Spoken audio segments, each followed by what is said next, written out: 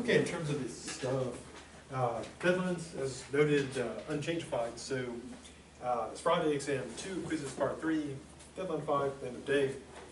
Exam 3, exam 4, quizzes part 4, December 7th, the day they shall have me, end of day. And exam 5 at the end of the normal final time. For the paper, today 11 to 9 p.m. Deadline for the +5 bonus, just upload to Blackboard as PDF or Word, and I'll, assuming Comcast is working again, I'll grade those tomorrow. If Comcast is still not working, there'll be a slight delay.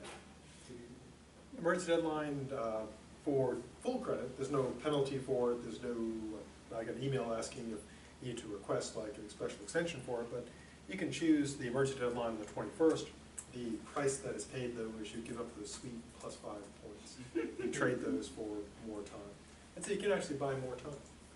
Not for life, but for deadlines. And then of course the 50% desperation deadline, December 8th, also end of day.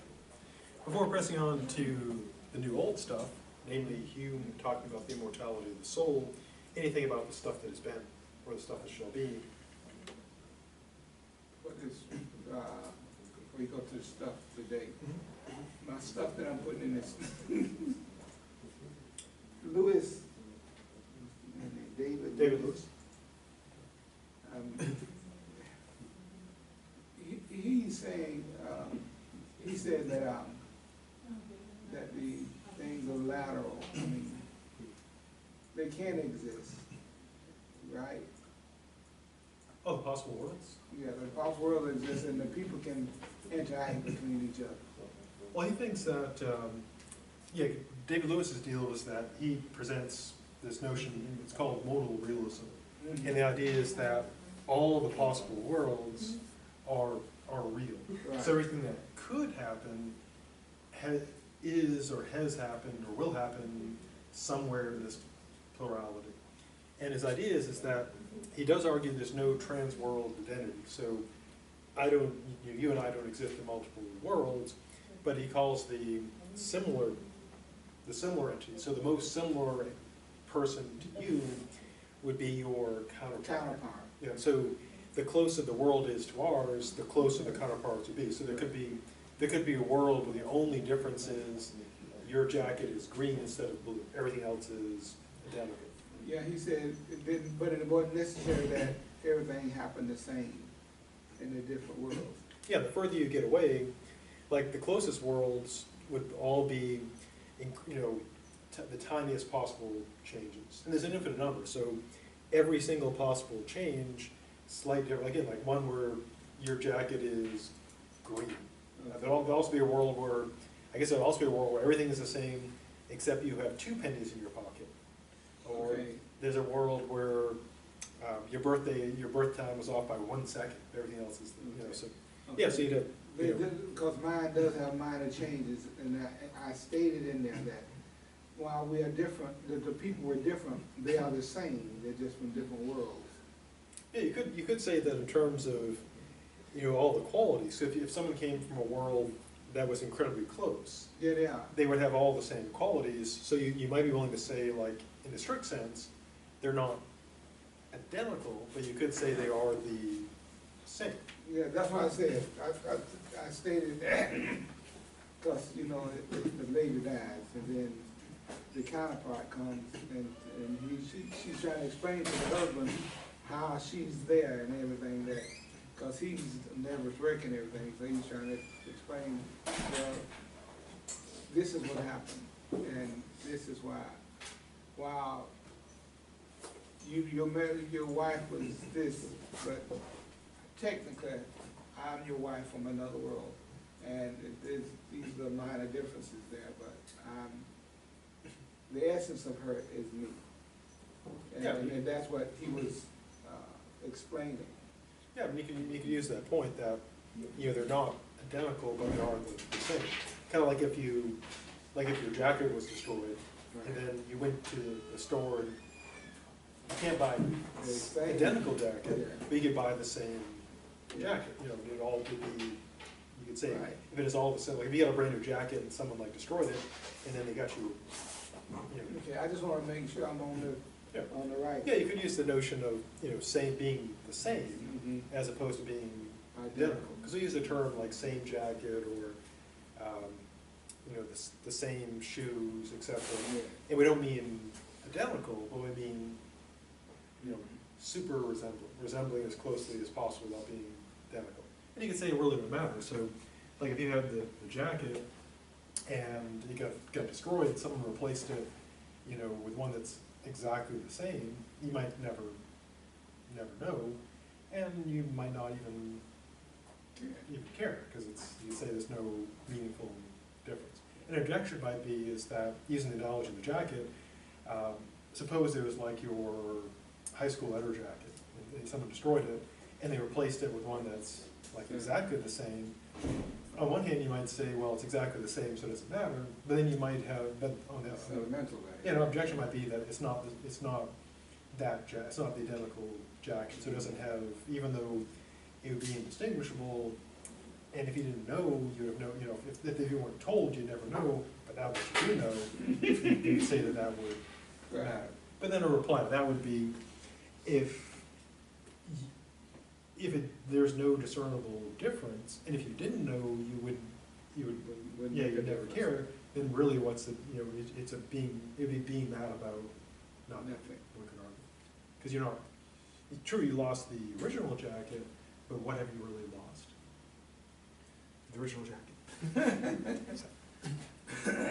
Like objects you add on you, but does that theory also apply to like your physical traits, like the color of your eye? Oh, the counterpart? Yeah.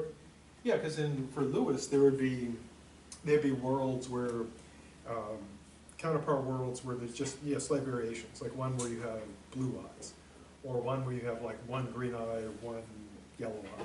And so everything that, for Lewis, everything that could happen, does happen, will happen, or has happened in some other world. So every variation on you would be out there.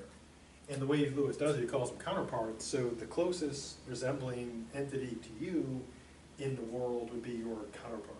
And one weird implication would be, if there's a world with one thing, it would be a counterpart to all of us, because that would be the closest thing to all of us. That would be all our counterparts, which would be kind of weird. Hey, but once you accept, an infinite number of possible worlds, then everything else is gravy. Okay, so, no, okay. Okay, anything else? Does he believe in God? Lewis? He's dead now. So, but I think he doesn't actually explicitly argue that. It's a good question. I don't think he was explicitly theistic, because he doesn't really bring it up. But his view would allow for God. And I remember in grad school I was kind of joking. Well, some people would joke that you might as well just have God. If you're going to have all this stuff, you might as well just have everything in there. Now there is I should look up Lewis's view on God, because I don't recall him actually explicitly writing anything about that. I don't think he was super religious. All I saw was about colors and variations. Now there was a fellow, Kripke, he used modal logic to argue for God's existence. And he believed that, see if I can recall this argument. Well, there is an argument that it's an old argument, if God is possible, then God, could exist, and that means somewhere God does exist as a necessary being. If he's a necessary being, that means he must exist in all worlds. So the idea would be, if God exists in any possible world, he has to exist in all the worlds. So God would exist. You just got to accept possible worlds. But again, if you're accepting those, you might as well just accept just about anything. One other thing, when I get ready to talk about, it's because because you're cerebral, sir, the husband is in doubt of it. Like, she think this is just a big joke. So my argument was going to be that you got to believe because I'm here, and you buried me. So, so you know that it's true that David is right, because you looking at me, you had dinner with me. So, is that a good way to argue it? Oh, it's, I mean, you could argue to tell the story. I mean, it's a fictional story, so, Right. you know, you're saying that it does happen, so it doesn't prove that it is true. But you could say, you know, would that scenario be, you could argue for the scenario being plausible, and to the degree the scenario is plausible, that would support the idea that there are other possible worlds. Yeah, the argument from intuition, if you do, you know, if you're using fiction, you know, examples from movies, you're creating your own, the weak point of it, of course, is it's happening by fiat. Either you're writing it so it happens, Right. or somebody else wrote it so it happens. But then you can still use that. The idea is basically taking that as sort of the appeal to intuition, here is the good story, and then giving reasons why the reader should say, in addition to being a good story, I should also accept this as plausible, you know, as true. Okay. Like, for example, if you're trying to argue that artificial beings could be people, you might use examples from like Blade Runner, Ex Machina, you know, The Matrix, Star Trek. But of course, you know, those are fictional stories. Mm-hmm. But then you try to give an argument as to, you know, why that would, you know, since we have these plausible examples, why we could at least accept as coherent the idea of a machine that actually is a person, because we have these, you know, plausible narratives of that. But of course, it doesn't prove we really could do it, because again, it's just fiction. Okay, anything else? Okay, so back to our good dead friend, David Hume. Now again, when he's going after the immortality of the soul, his claim is not, aha, I know for sure when you're dead, you're done, one and done. His view is that these are the three categories of arguments for immortality. Metaphysical, physical, moral, physical, they all fail. So you probably don't got that, probably don't have immortality. But he doesn't conclude that he conclusively shows that there is no immortality. Because again, he ends up being a skeptic rather than a definitive, non-believer. Now, one of his arguments was, again, the argument by analogy. We used the one of how if you have a fish in a bowl and you take the fish out, throw it out in the street, fishy's probably not gonna make it. And he says, by analogy, if you pull the soul out of the body and throw it out into the world, it's not going to make it. And like any argument by analogy, the question would be, are the two things being compared enough alike to justify the inference? So in this particular case, would the soul being in the body be like a fish in a bowl? And the answer could be probably not. But that seemed to be a big difference. Because again, it's not like the soul is like an organ that you get in the air, and it's like, true, if it was an organ and you pull that out, like they pull your brain, yeah, you're throwing it in the street, you're done. But the soul's not supposed to be like that. Now he also again uses the argument about animals, and again his point is not so much animals are immortal, but his reasoning is the people he's going against think the animals are mortal and don't have souls. And so his sort of reasoning all along is, well, whatever reasons we have to think that humans are immortal would also apply to animals, making them immortal, which he thinks that the people he's targeting would reject. Alternatively, if we think animals are mortal for these reasons, the same reasons apply to us. So if animals are mortal, we are too. And he thinks either conclusion is a strike against the people he's targeting. Now he also argues, the next one, being very argumentative, the change argument. Now, as Heraclitus said, everything is fire, there's perpetual change. And so he argues, it would be kind of weird, given that everything else in the universe changes and perishes and fails, that this one entity, this soul, which seems so intangible and frail, that it could survive everything. I mean, even stars perish. Everything, dissolves and falls apart. And so his argument is, yeah, it's not a decisive argument, but his argument is basically, well, it seems kind of weird that everything else would perish and dissolve, but this one thing alone would just keep on going. Now, again, it's not a decisive argument because it could be this is the one thing that keeps on going. So, again, to use an analogy, metaphor, my story about the fish, from the trading post where, person throws it on the ground, and normally fish just die, and this fish just would not die. And so it was the weird exception. So maybe there are, weird exceptions, where you say, yeah, everything does this except for that. That thing does some pretty weird stuff. And so not impossible. What's the flux? Oh, flux is just a fancy term for constant change. It's the fancy term for it. And then, of course, there was the old MTV, back when MTV, I guess they still exist. What's that? But in addition to what? Music television, yeah. Came out in the 80s, with Video Killed the Radio Star, first video played. Yeah, and they used to do animation, pretty awesome animation. One of them was Aeon Flux, which they made into a movie. But the original cartoons were good in a super weird way. I imagine they would be what it would like to be doing a lot of LSD and writing science fiction. I assume that's what's going on. But yeah, MTV used to have some pretty good animation stories.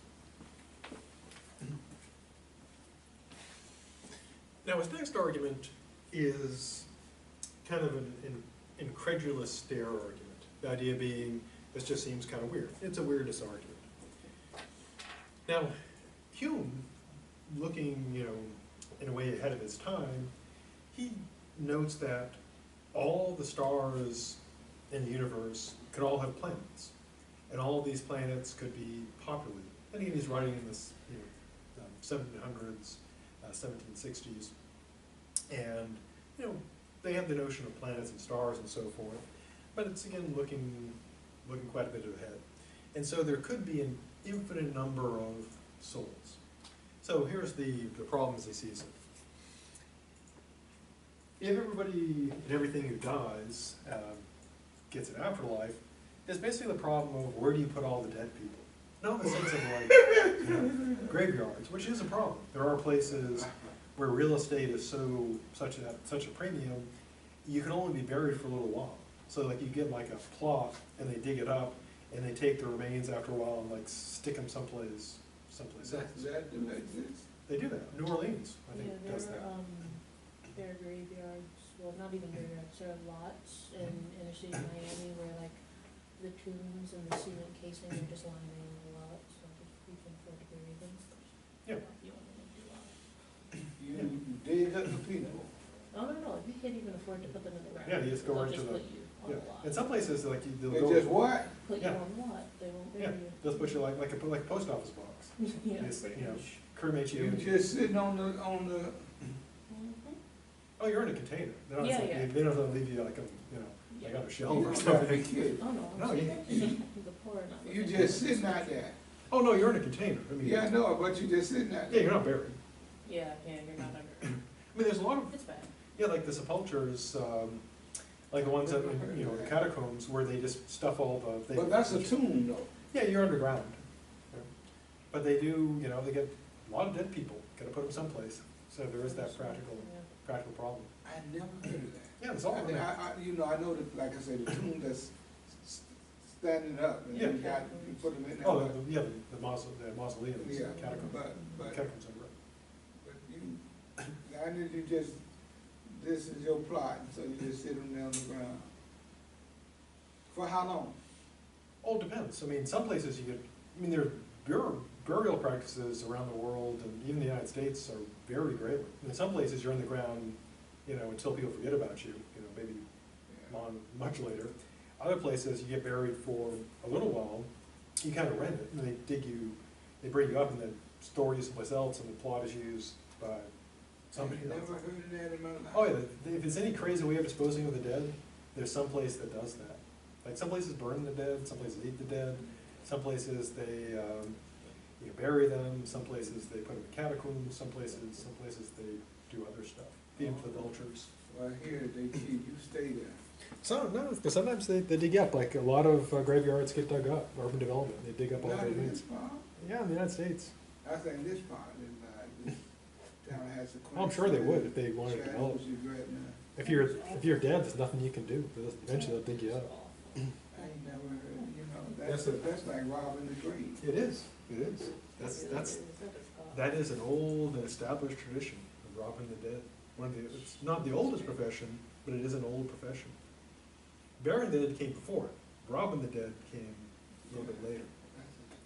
I mean, aside from just like killing someone, taking their stuff, and going in and doing some tomb raiding, that comes a little later. I ain't never heard of it. Rented grave. Yeah. People I'm gonna write that. yeah, rented grave. Good book title or band name. Yeah, so his argument is, where do you put all the dead people? And again, it's not like a practical disposal of the corpses. His view is like, what do you do? Well, where do all the souls go? Where are they stored? Now, on one hand, it's kind of a humorous objection. Where do all dead people go? And there's the classic zombie movies, Day of the Dead, Dawn of the Dead, the Romero ones. Kind of the tagline were those, when there's no more room in hell, the dead will walk the earth. I don't know if you read Hume or not, but that's kind of the idea. What do you do with all the dead? Now, on one hand, you could say it's kind of an interesting question. Where do all these souls go? But of course, there's a couple of easy replies. One is, of course, most religions don't have the dead just kind of hanging out here, stacking up. They go to heaven, another plane. And that plane could be infinite, because why not? Of course, there's also some people accept reincarnation. So yeah, you don't have to store your dead souls, because they just keep getting reprogrammed. Where you keep them? Well, you keep them, in living creatures, just like always. Also, even if they were here, souls don't have any the traditional view of the soul is it doesn't have any dimensions. Right. So, or it's incorporeal. So, if something has no length, width, or depth, how many can you store? And the answer is, well, infinite amount. And any amount of space can hold an infinite number of them. So all the souls in the world could be at the head of a pin, or even smaller. Yeah, so kind of a funny objection, but fairly easy to work around. Now he also has the lack of argument, which is basically it's a burden of proof issue. One of the another core methodology in philosophy, and outside of philosophy as well, is the question of burden of proof. And the idea is this: if the burden of proof on an issue is on you, you have to do the proving. The other side, who doesn't have the burden of proof, they're assumed right unless you can prove them wrong, or prove yourself right.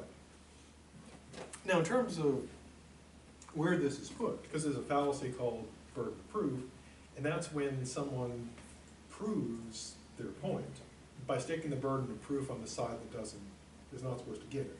So they basically say the burden of proof is on this side, so I'm right. Now, if the burden of proof really is on the other side, and you say, I'm right until they can disprove it, that's fine.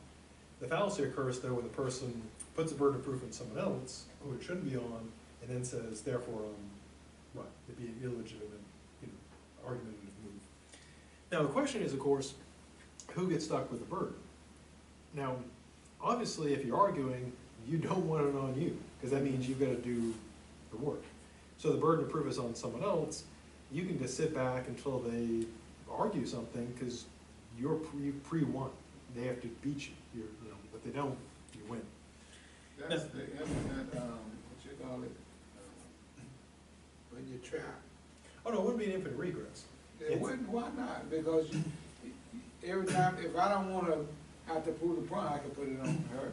She can then put it on somebody else, and everything. So that is a regress to me. Well, it would be if you allowed people to pass it on forever. But yeah, but the burden of proof method, the fallacy, is not that you pass it on forever, but you try to put it on the wrong. So the burden of proof is on me, but I put it on someone else. That would be the illegitimate move. Now, the question is, I mean, everyone agrees, yeah, if the burden of proof is supposed to be on you, and you unfairly put it on someone else, yeah, that's not good reason. But the problem is, of course, is set on the question, who's supposed to get the burden? Now, in some cases, it's set as a matter of convention or law. For example, in the United States, at least in theory, the burden of proof is on, in criminal law, the burden of proof is on The attorney that the prosecution. Yeah. Because the assumption is, presumed innocent until proven guilty. So the burden of proof is on the prosecutor. So the prosecutor gets up and says, I got nothing, but I look guilty. The defense attorney, wins. Because the defense attorney doesn't have to prove they're innocent. The defense attorney just has to refute anything the prosecutor Yes. to get reasonable doubt. So the burden of proof is on the prosecution. Now, in general, the burden of proof lies on the side that is the least plausible, which pushes the battle back, because then the question is, which is more plausible? So if we're arguing about the soul being immortal, for some people, yeah, that's perfectly plausible. Of course there's a soul, of course it's immortal. For other people, that's total nonsense. So using plausibility as a standard kind of pushes the problem back, because then the question is, well, whose is more plausible? And then people disagree about that.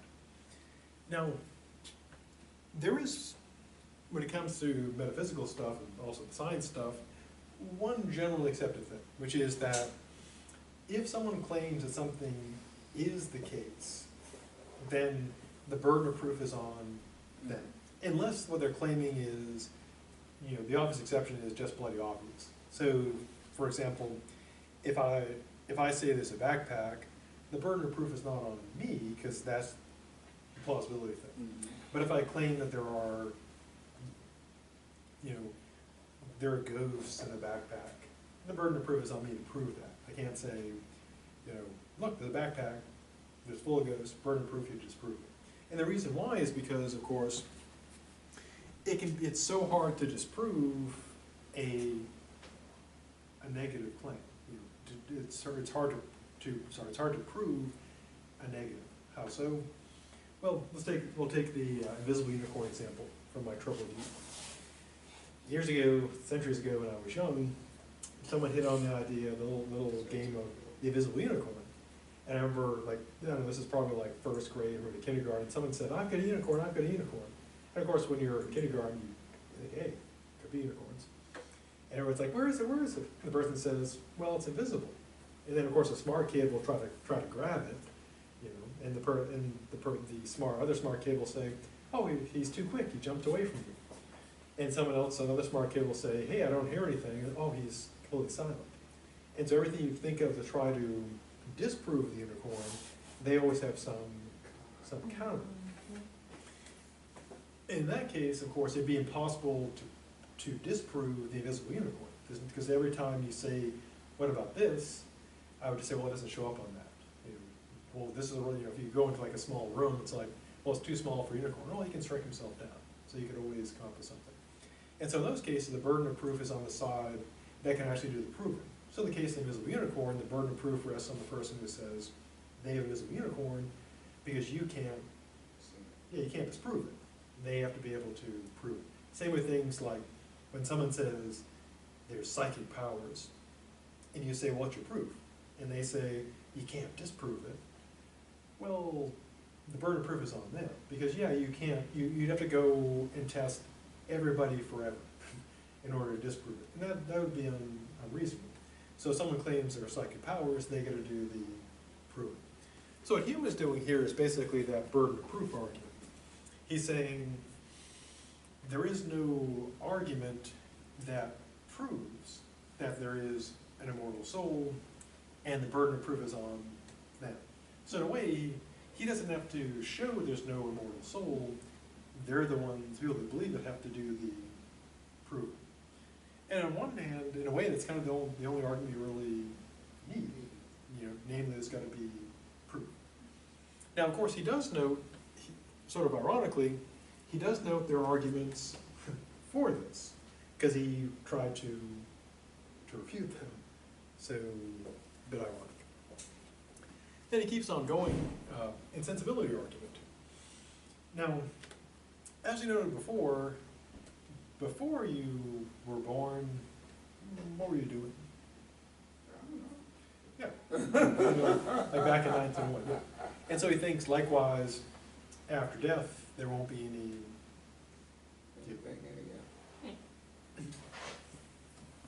So he thinks all these are pretty decisive. Now, the next thing he turns to, getting super thorough, as I mentioned before, one of the things that some thinkers claim, and this is a popular view back in the ancient medieval times, was that nature would not create a desire, broadly speaking, that could not be fulfilled. Now, this doesn't mean that if you really want to marry a neuroscientist supermodel, that's going to happen. What they mean is that if you have a general desire for, like, food, you'll get satisfied. So the idea was that we wouldn't be stalked with all these general desires that were unfulfillable. So you say you wouldn't have a general desire that couldn't be fulfilled? Yes. So, like, for example, if people desire happiness, I mean, the individual person may not may be miserable their whole life, but happiness would be achievable, for example. Or although someone, even if they really want to marry a neurosurgeon supermodel, billionaire, no, you're not guaranteed that. But the general desire, say, to marry and reproduce, yeah, that's going to happen. People, that's doable. Not for everybody, that's doable. And so the claim is that in the case of death, since nature is nothing in vain, since we have a horror of death, and we really, really desire to have an afterlife, to have immortality, that therefore there must be one. And it's similar to similar sort of arguments given in the case of justice. We really, really crave ultimate justice. We're not going to get it here. Since nature, doesn't put on us desires that cannot in general be fulfilled, there must be an afterlife in which ultimate justice is dispensed. And this is, we desire to have immortality. Nature would not give us this desire in vain, so immortality must be real. So how does Hume reply to this? Well, he does note, correctly, that we have a lot of desires that do not get fulfilled. I mean, of course, there's all the particular ones. You can think of all the times in your life we've been disappointed. And there could be even general things that we want that don't, like, for example, people want, world peace. Not getting that. So there could be all kinds of things that people want in general that, you're not satisfied, they don't get. Now, he also addresses a particular, desire. This desire for, immortality. And Clarence Darrow also made this point, that what we want, he claims, is this desire is not for immortality, metaphysical immortality. What we want is to not die. Or in the words of, in Blade Runner, when Roy goes to Tyrell and that's what he wants. He says, I want more life. And what we want is more life. Yeah, we do want to be immortal, but we want to be immortal by not dying. And so, even if we can't get the satisfaction of immortality, Hume says, well, we do have a desire to avoid death, and although we cannot permanently avoid death, we can avoid it quite a while. And so, yeah, you could explain the desire to avoid death as we don't want to die. And we can't achieve it forever, but we still have that desire to avoid death. And so Hume essentially says that the horror we feel towards, death and our desire for continuing forever doesn't mean that we get that. Again, he says it could, we don't always get, you can't always get what you want, as the great philosopher once said.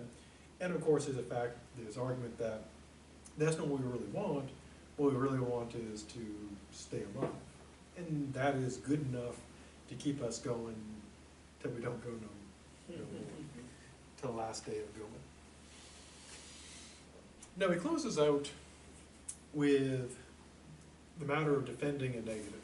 And again, we looked at that with, the notion of burden of proof, and it does raise an interesting, general problem in philosophy, especially metaphysics, but also science and other areas. Namely, if you're trying to prove that something is not. Now, in some cases, of course, that can give you an advantage to prove that something is not. In other cases, of course, perhaps not. Now, Hume then looks at the question along here of how would we actually, prove immortality? Because at this point, the burden of proof is on those who claim immortality of the soul, and he thinks, to his satisfaction, that all the arguments and evidence and stuff is in his favor at this point. And so, much like his view of religion in general, he comes to the following conclusion. Again, he doesn't say, nope, you definitely 100% certainly don't have an immortal soul. He is skeptical. He says, either sarcastically or seriously, that we would need a whole new logic to address this problem. Now, just like with his general view of religion, there is some debate among Hume scholars about what he meant. Because he didn't put emojis there, and it's not a recording, it's written. Some people take him as being sarcastic, because he says, in order to have some evidence or proof for immortality of the soul, he says we'd need like a whole new logic and epistemology beyond what we've got. The other option is you would need divine revelation. Because his view is existing logic says, nope, you don't, you probably don't got that. So either you need a whole new logic, whole epistemology and logic to do this, or you would need a divine revelation. You just have to get it revealed to you. But then they still wouldn't believe it. I mean, if it had a divine revelation, souls are immoral. They ain't gonna believe that. I mean, it's as if I didn't have it. Well, it's a good question in epistemology. Is divine revelation such that if you got it, you would know you got it? It would knock the scales from your eyes. Now, John Locke, if you take the epistemology class, you can see this in detail. Locke argues that true revelation that's revelation is always true, because it's revelation. The problem he notes, which is a very strong practical problem, is not, is revelation true? His answer is, yeah, revelation is always true. The question is, it's like asking, is truth always truth? The answer is yes, it always is. But then the real problem is, or in other words, like, are true claims always correct? Yes, yes they are. But the challenge is knowing which claims are true. Likewise with revelation, the claim is knowing whether something is a revelation or not. And Hume, Locke tries to address that problem. That he says, well, some people think that they just have this, really enthusiastic view. They're like super sure. And he says, yeah, they can be totally wrong about that, because the enthusiasm that you feel, not a good God. And of course he brings in the devil. He says that the devil could, kind of like zap people, make them feel super stoked about it, but that could be all lies. Now Locke never actually solves the problem, because again, he's totally right. Revelation, if it's revelation, by definition is always true, from God. But he has no definitive way of knowing. Yeah, so if someone is, for a run one day and they like suddenly stop, and they're like, revelation, and souls are immortal. Well, how do they know it's revelation? What if someone's running along and they're like, revelation, squirrels are plotting against me? I mean, that one seems absurd, but the question would be is, well, when you have this like super feeling of certainty, how do you know if your God is really giving you this truth And how do you know you're just not having a psychotic, episode? If it involves squirrels, probably psychotic. Yeah, and so you end up with that, that problem. Now, Hume brings this up because he's saying, well, if you're going to have evidence for belief in immortality, you either have to have a whole new logic of epistemology or this divine revelation. Now, some have claimed that he is being sarcastic. He's like, yeah, if you're going to have that, you're going to have to just have this whole new logic and, yeah, divine revelation. Yeah, good luck with that. And he's kind of mocking and sarcastic. So he rejects that. Other people, though, take him to be actually serious. That he means that if you did, in fact, have a whole new logic in epistemology, this is something that could be provable. Or in the case of divine revelation, that you could have a revelation that would show you the truth. My own inclination, given what I've read, and I've never met him, so I don't know for sure, because he's super dead, is that he's probably being sarcastic. But he does say stuff elsewhere which creates kind of the same problem. Namely, he leaves it open. Now later, after him, Immanuel Kant said that he, reading Hume awoke him from his dogmatic slumbers. And one of the professors said, jokingly, that way he could be dogmatic when he was awake. That what Kant does, as we saw, he would say things kind of like this, except Kant is clearly, he says, yeah, I'm serious about this. That if there's no proof for something, you can still have reasons based on, the need for morality or the need for religion to have this. So he believed that you can't prove that God exists, that there's immortality, that there's, a person, the continuing himself. But he says, in order to have morality, we've got to have God, free will, and immortality. So when we really, really want immortality, so we really want morality, so we have to accept God, freedom, and immortality. And so once you can't prove it, you shuck it up to the need to be able to believe. yeah, because his view is not so much like, I need this stuff, it's that, he puts up to another level. We really want morality, and we gotta have it, but you can't have morality without these three things. You can't prove these, but if morality is a thing, you gotta have these three, so you gotta have these, you gotta have it. Now, a person, of course, could bite the bullet and just say, you don't got that, you don't got morality. That it would be an option. Now, Kant thinks that people will take the, gotta have morality, so I gotta accept that stuff. Because his kind of reasoning is, yeah, we accept morality, and you can't have morality without this, so you got this. Now again, a person can counter that by saying, no, you haven't got that, you're right. Morality requires this, you don't got that, there's no morality. Likewise with the soul, someone could say, yeah, if you want this, you gotta have the soul, it's gonna be immortal, so you want it, so there's a soul. And someone else could say, no, you haven't got that, so you don't get a soul. In any case, he died. Yeah. And he died, and is of course still dead today. And this was the last thing you saw. Well, except for that part. Probably, that'd be funny, that's the last thing you see is the end of the PowerPoint slide. Your life is over. Thank you for playing life.